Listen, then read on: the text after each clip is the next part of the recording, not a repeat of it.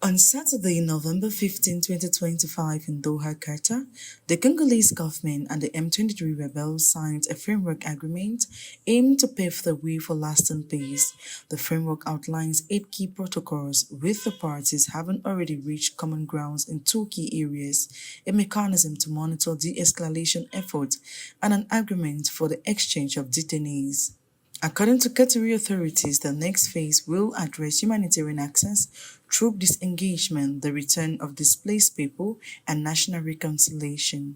L'accord de paix signé à Doha entre le gouvernement congolais et l'AFC M23. The peace agreement signed in Doha between the Congolese government and the M23 rebels is an interim agreement because, in principle, a financial agreement was expected, which should have been finalized before the signing of the agreement in Washington last June between the Congolese and Rwandan government. However, instead, we got a framework agreement which will lead to the signing of several subsequent protocols. Lequel accord cadre donne lieu à la signature de plusieurs protocoles qui suivront. The framework agreement rests on 8 key protocols, 2 of which have already been agreed upon: the establishment of a mechanism to monitor de-escalation efforts and a prisoner exchange mechanism. Discussions must now focus on humanitarian access, military disengagement, the return of displaced people, and national reconciliation.